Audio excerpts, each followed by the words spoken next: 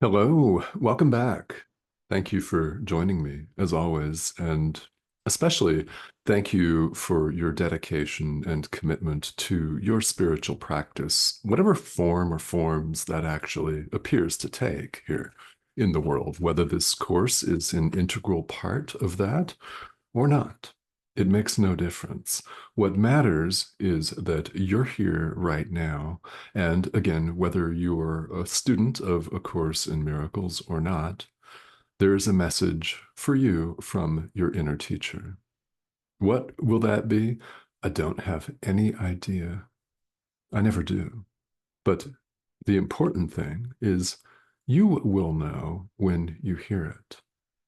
So I invite you to stick around.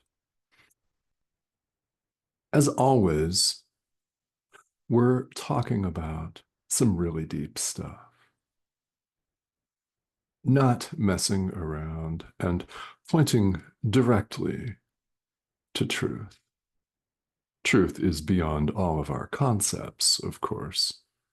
Who and what and where we are is beyond all of our limited notions of space and time and all of our separation ideas, our tiny little mad separation thoughts, where we think we're an individual human being cut off from all 8 billion plus other individual human beings, separate and running amok, which is certainly what we appear to see when we gaze out on the world.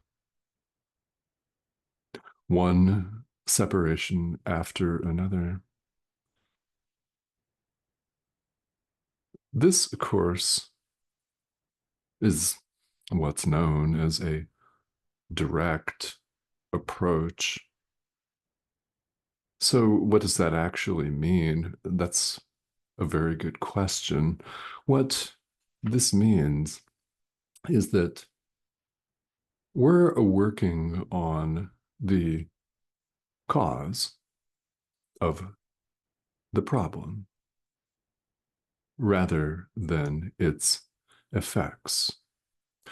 In other words, if you were to liken our situation to a physical disease, rather than treating the multiplicity of outward symptoms, we're treating what causes the thing in the first place, which requires a completely different thought system. We're used to treating the symptoms. We're used to taking band-aids and applying them ad hoc, one situation after another, stop the bleeding here, another wound opens up here, and life can be seen that way, because that is how we appear to experience it when we run amok and do the same things that we've always done, attempting to change things in the world, attempting to save the world. It cannot be saved. There is no world. Central teaching of A Course in Miracles. So if that's the case, and it most certainly is, who, what, and where are you? Well, I think you know. Go there with yourself. Understand one thing. That's not you. This thing, the physical body, is not you. That is not the Son of God. And deep down, you do know this. You are aware of this on some level. And that 100% has to be the case because you're interested in spirituality in the first place, which means that at some point you've heard what we call here the call of our inner teacher to awaken. Another way of looking at this, you've reached the determination that there's more to it than just meeting the needs of physical organism here. And I mean, look at this thing. our physical bodies may appear to be really strong. They may be sleek. You may go to the gym and be really muscle bound and ripped. You might have excellent cardiovascular health, and people may think you're hot and sexy, and they may tell you so in person and on Instagram or something. You know, I mean, maybe you're adored. This is still not you, and it does not last.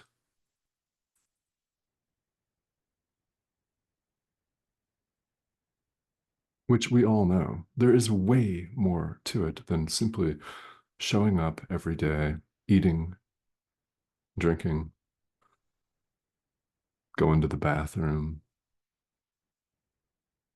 scrolling our social media feeds.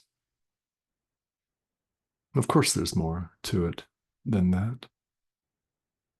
This course is a course in mind training, and today we're stressing for what seems like the umpteenth time the primacy, the importance of mind, not the body.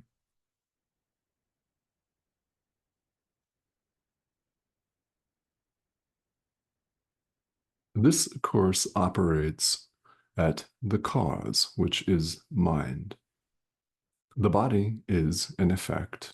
In fact, the entire world that we appear to inhabit, spinning ball of rock is an effect, and so are all the other spinning balls of rock and gas and asteroids and nuclear reactions that we refer to as stars and galaxies and all that stuff that we appear to see in the night sky.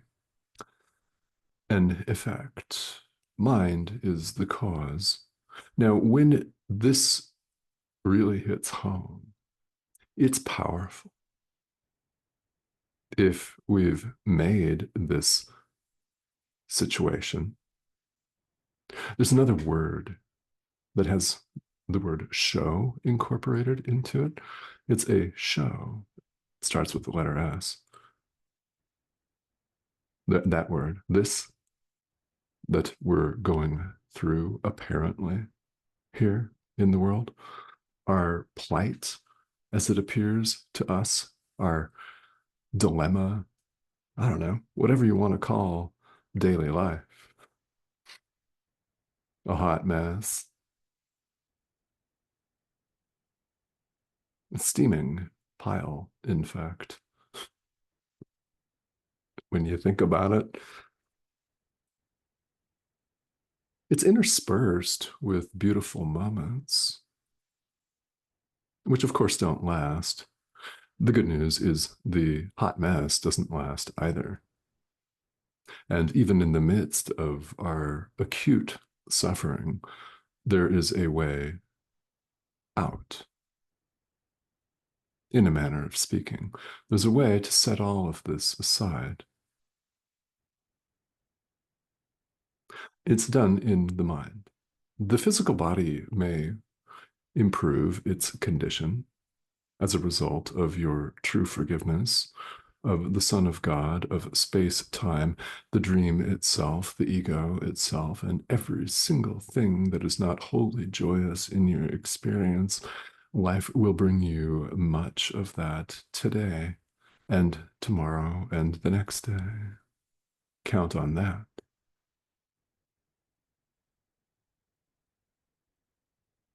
We go to work on the mind.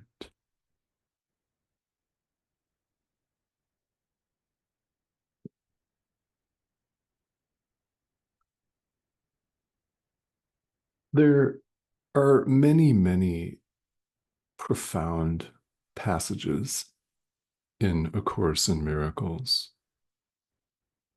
And of course, we can enslave a body. I mean, literally. We can entrap it. We can fence it off, wall it in, cage it, limit it in so many different ways. But an idea is free. This is very important. A thought, an idea is free. An idea cannot be chained. What's there to chain? It cannot be limited. What's there to limit? Except if you limit it yourself. Ideas are free, except as limited by the mind that thinks them. Yes, this means that we're limiting ourselves when we see ourselves as merely a physical organism. That's a gross limitation. It's a really, really big limitation. And quite naturally, we're not taught to think that growing up. Our conditioning runs exactly the opposite. And here we all are as adult learners undoing that. And for almost all of us, it looks like a process, which might really feel long. And yeah, if you're having one of those days, I fully get it. We all have them where it feels like none of this is working, which is why it's so important that you're tuning in here, because we all need to hear the message of the Holy Spirit in whatever form that appears to take. This form looks like a dude talking into a microphone on YouTube. I mean, this is the pixelated image on your screen. I'm fond of saying that. It's true. It's what we're looking at here. It's an assemblage of pixels, whatever that actually is. I don't know. It's just a word that someone made up, but so are all words, like our own names, even, right?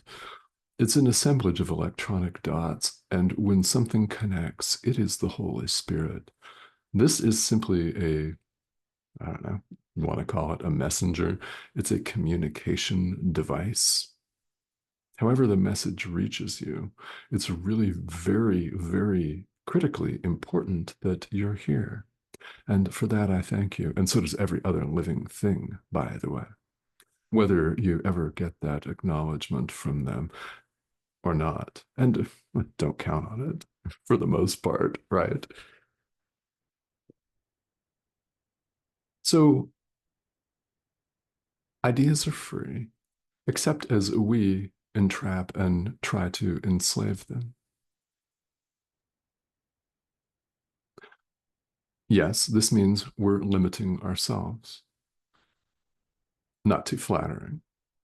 This is our dream. Our suffering is our making. It is. Again, not too flattering. What's really important here is really understanding this on an experiential level, not just intellectually. Yeah, that has some importance, but it pales in comparison to actually doing this, to learning this course through moment to moment, day to day, practical application. You learn this course by doing it. As you do, it becomes clear that, okay, I really did make this up. So I really am causing my own suffering myself. Ego will resist that for all time. Count on it. But it's true. That's what we're doing. Whatever your situation appears to be, if it's unhappy in any way, yeah, we're causing that. We're making it. Now, here's the beautiful part. Once you recognize this, you can unmake it. You can choose to think with the Holy Spirit instead of the ego, which is what we're all invited to do. Repeatedly, repeatedly, as we study and practice A Course in Miracles. This is mind training, and it operates at the cause, which is mind. This course is about changing your mind. When you do, your experience will change a lot. And if you've done this for a while now, you'll know precisely what I'm talking about.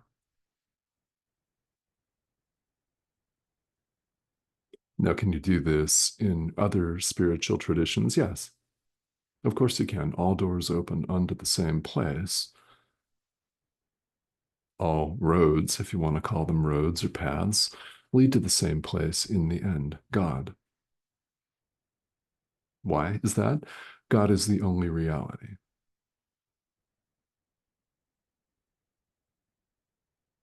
That's why. So you can choose to open any of the multiple doors in what we call spirituality. They all lead to the same place in the end, but you're here interested in this particular approach. Of course, there's a reason. There are many reasons for that, which you'll know. If you don't know right now, you will know in time.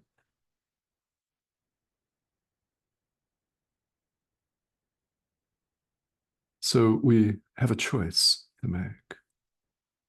Our mind can either be our jailer or our liberator, as we so choose, based on the purpose that we assign to it, based on the purpose that we give to it. We can either keep ourselves suffering, sitting and spinning, and doing the same thing over and over again and expecting a different result, or we can free ourselves. We can liberate ourselves. Which do you choose right now?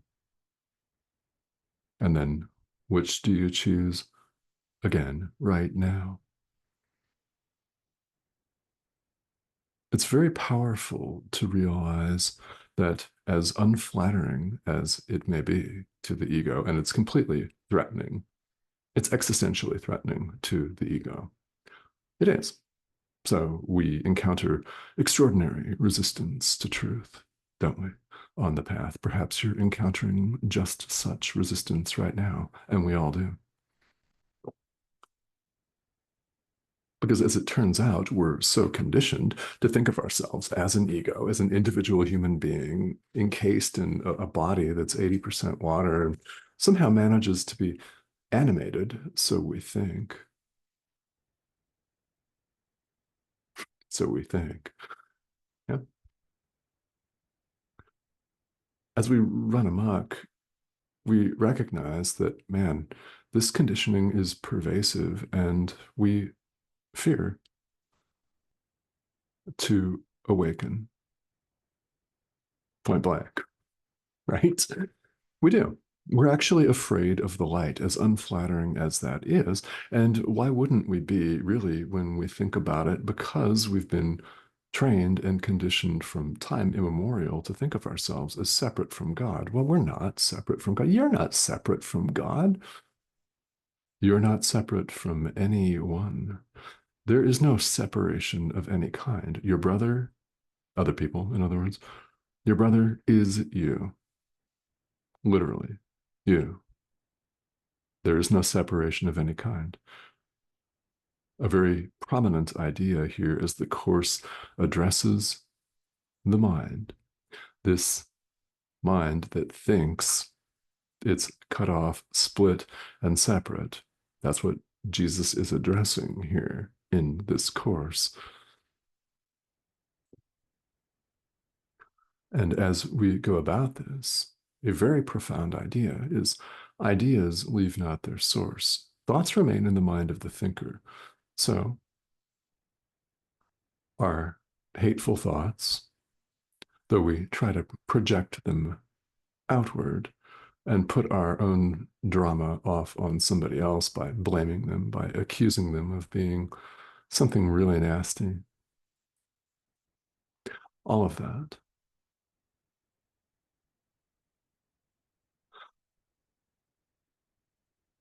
Thoughts remain in the mind of the thinker. Our own hateful thoughts remain in our mind.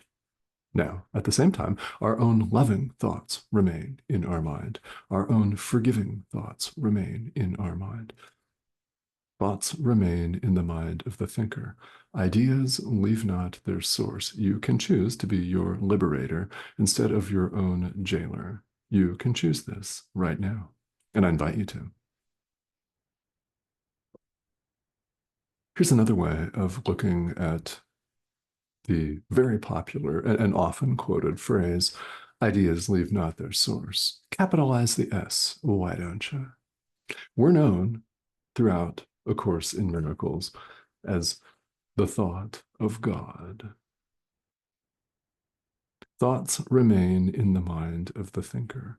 Ideas, you're an idea. We're all an idea. Ideas leave not their source, capital S. Where are you, in fact? Mm. Mhm. So there are many spiritual traditions and many modalities that exist in the world that just aren't the same message as this course. So be it. You may follow some of those, or you may have in the past, or you may in the future. Doesn't matter.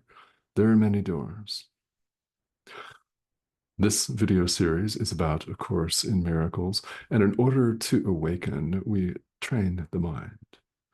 We forgive, forgive, forgive, forgive, forgive, forgive, forgive, over and over. We lighten our mind.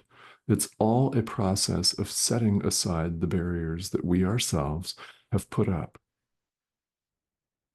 We have put up a wall, if you want to call it that, a fog bank. We've thrown a veil over our face that obscures the light of truth. Spiritual practice is removing these barriers to our awareness of what the Course says, love's presence. In other words, our awareness of perfect oneness.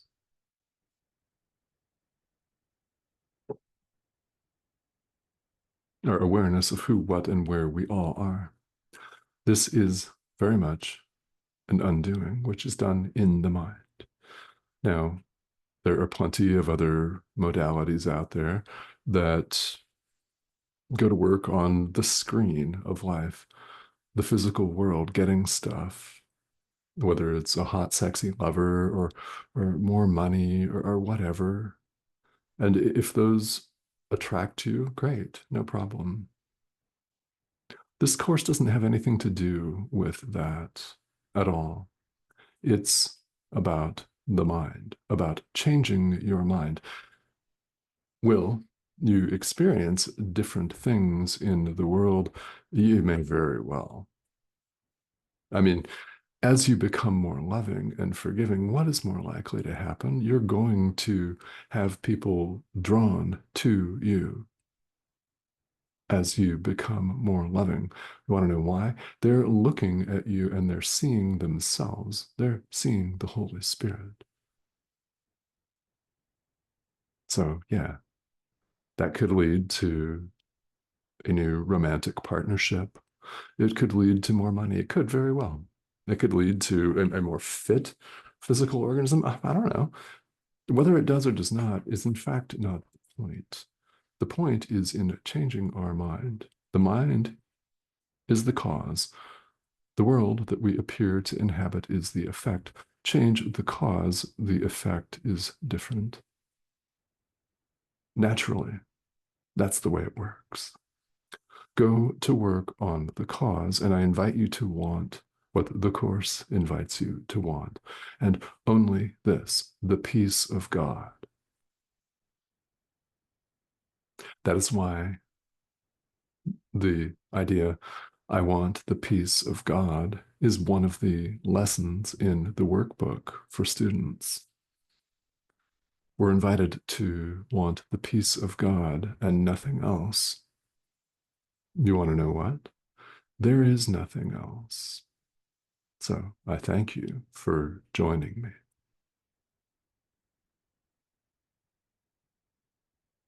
Nobody ever said this was dull.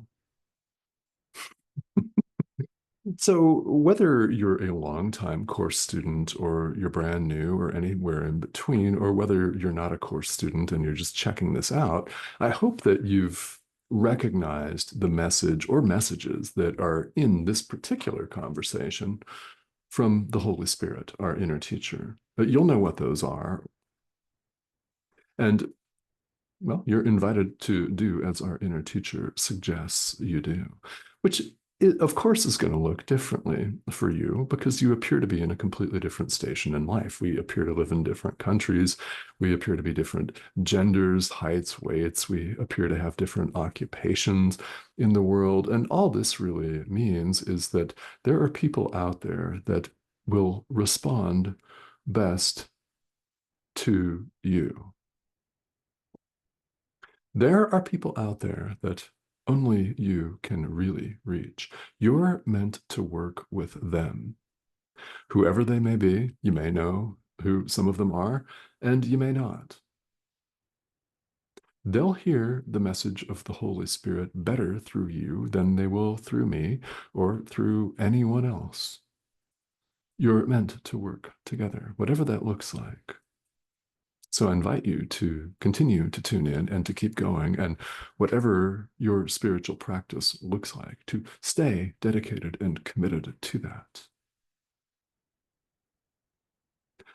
It's very, very important. Now, along the way, I'm here to serve as a guide for you. So if you have particular questions that you would like to ask, then please go ahead and do so. This comment thread right here on YouTube is, in fact, a perfect place for that.